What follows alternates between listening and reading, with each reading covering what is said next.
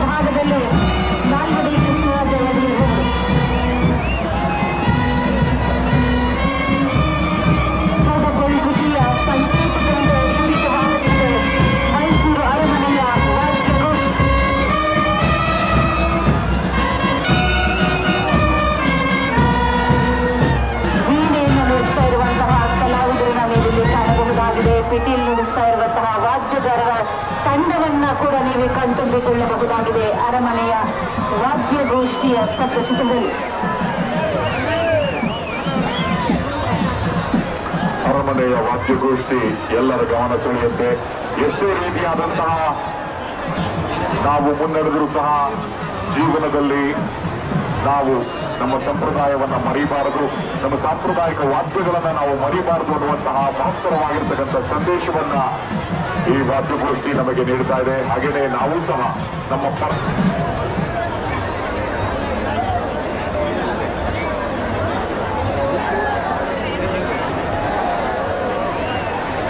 ರಾಜಗಾಂಭೀರ್ಯದಿಂದ ಚಾಮುಂಡೇಶ್ವರಿಯ ಆಶೀರ್ವಾದ ಸದಾ ನಮ್ಮ ಮೇಲೆ ಇರಲಿ ಎನ್ನುವಂತಹ ಸಂದೇಶವನ್ನ ಹೊತ್ತು ಭರ್ಜರಿಯಾಗಿ ಅಷ್ಟೇ ರಾಜಗಾಂಭೀರ್ಯದಿಂದ ನಾವೆಲ್ಲರೂ ಸಹ ಇವರನ್ನ ಸ್ವಾಗತಿಸೋಣ. ವಿರಾಜಮಾನವಾಗಿರುವ ತಾಯಿ ಚಾಮುಂಡೇಶ್ವರಿಯನ್ನು ಅಂಬಾರಿಯಲ್ಲಿ ಹೊತ್ತು ರಾಜ ಶ್ರೀನಿಯಿಂದ ಮುಂದಡಿ ಇಡಲಿದ್ದಾನೆ ಅಭಿಮನ್ಯು. ಅಭಿಮನ್ಯುವಿನ ಇಕ್ಕೆಲೆಗಳಲ್ಲಿ ಚಾಮುಂಡೇಶ್ವರಿಗೆ ಪುಷ್ಪಾರ್ಚನೆಯನ್ನ ನೆರವೇರಿಸುವಂತಹ ಗಳಿಗೆ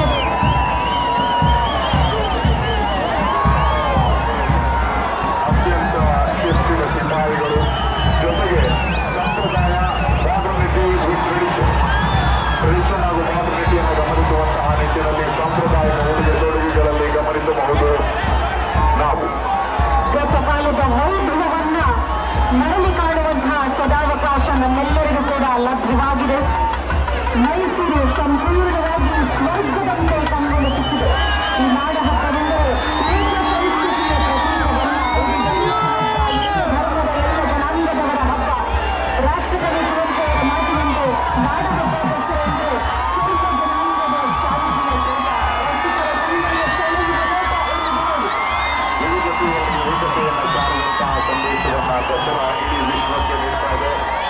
ಇಡೀ ಭಾರತ ದೇಶದ ಹೇಗೆ ಪ್ರಜಾಪ್ರಭುತ್ವಕ್ಕೆ ಹೆಸರುವಾಸಿಯೋ ಅಂತೆಯೇ ಸಾಂಸ್ಕೃತಿಕ ನಗರಿ ಮೈಸೂರಿನಲ್ಲಿ the cultural capital of Karnataka, Mysuru is sending a message to the entire world that unity in diversity is the hallmark of the wonderful nation India, the biggest democracy of the world.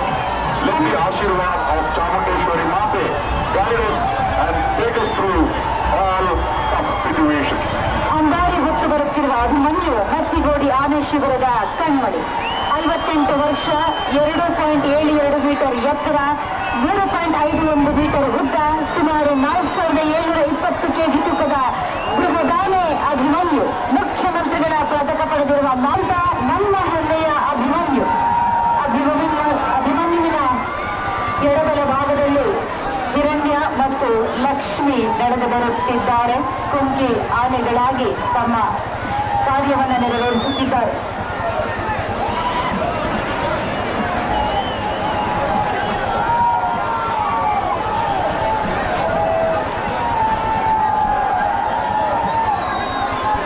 ಎಲ್ಲ ಕಡೆ ಹರ್ಷೋದ್ಗಾರ ಮೊಳಗುತ್ತಿದೆ, ಜಯಕಾರ ಮೊಳಗುತ್ತಿದೆ.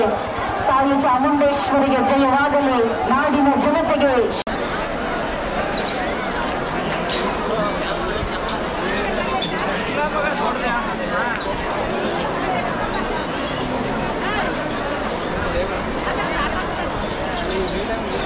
Jumbo safari കഴിഞ്ഞിട്ട് പാലസിൽ നിന്ന് ആൾക്കാർ ഇറങ്ങുന്ന കാഴ്ചകളാണ് നിങ്ങളിനി കാണുന്നത്.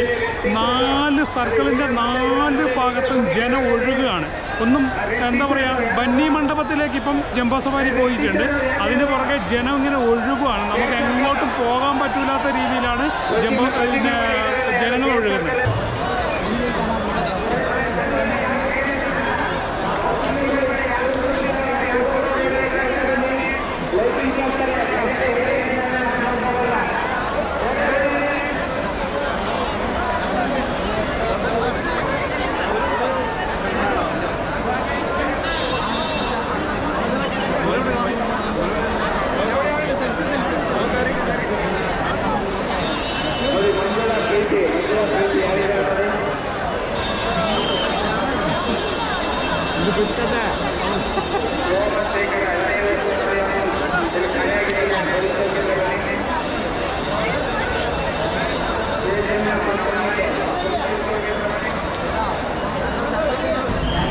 കേരളത്തിലേക്ക് ബസ്സിന് പോകുന്ന ബസ് വരുന്ന ബസ് സ്റ്റാൻഡുണ്ട്, സബർ ബസ് സ്റ്റാൻഡാണ്. സബർ ബസ് സ്റ്റാൻഡിൻ്റെ അടുത്ത് തന്നെയുള്ളതാണ് കേരള ഹോട്ടൽ. മഹാരാജാസ് എന്നാണ് അതിൻ്റെ പേര്. മഹാരാജാസിൻ്റെ ഹോട്ടലാണ്, നല്ല ഹോട്ടലാണ്. നമ്മളിവിടെ വന്ന് ഇവിടെ കേരള സ്റ്റൈലുള്ള ഫുഡെല്ലാം കിട്ടും. ഞാൻ മൈസൂർ വന്നു കഴിഞ്ഞാൽ മിക്കവാറും ഭക്ഷണം കഴിക്കുന്ന ഇവിടെ നിന്നാണ്. കേരള സ്റ്റൈലുള്ള ഫുഡ്, ചോറ്, കറികൾ, അതേപോലെ എല്ലാ പൊറോട്ട അതുപോലെയുള്ള എല്ലാ സാധനങ്ങളും നമുക്കിവിടെ കേരള സ്റ്റൈലിൽ കിട്ടും. കേരളത്തിലുള്ള ആൾക്കാരെയാണ് കാണുന്നത് ഫുഡ് കഴിക്കാൻ വരുന്നത്. നല്ല ഫുഡാണ്, നല്ല ക്ലീനായിട്ടുള്ള ഇതാണ് നമുക്ക് കൊണ്ട്. ഞാൻ ഫ്രൈഡ് റൈസാണ് പറഞ്ഞത്. ഫ്രൈഡ് റൈസ് നല്ല ഫ്രൈഡ് റൈസും ആയിരുന്നു. അപ്പോൾ ഫുഡ് കഴിക്കുവാണ്.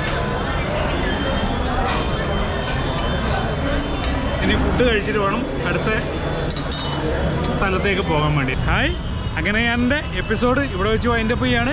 നിങ്ങൾക്കെല്ലാവർക്കും മൈസൂർ ദസറയിലെ അവസാന ചടങ്ങായ ജംബോ സഫാരിയും കാഴ്ചകളും എല്ലാം ഇഷ്ടപ്പെട്ടു എന്ന് വരുന്നു. നിങ്ങൾ ആദ്യമായാണ് ഞങ്ങളുടെ ചാനൽ കാണുന്നതെങ്കിൽ തീർച്ചയായും ട്രാവൽ സിറ്റി 916 എന്ന ചാനൽ സബ്സ്ക്രൈബ് ചെയ്യാനും ലൈക്ക് ചെയ്യാനും മറ്റുള്ളവരിലേക്ക് ഷെയർ ചെയ്ത് കൊടുക്കാനും മറന്നു പോകരുത്. മറ്റൊരു വീഡിയോയുമായി കാണുന്നവരെ ബൈ ബൈ.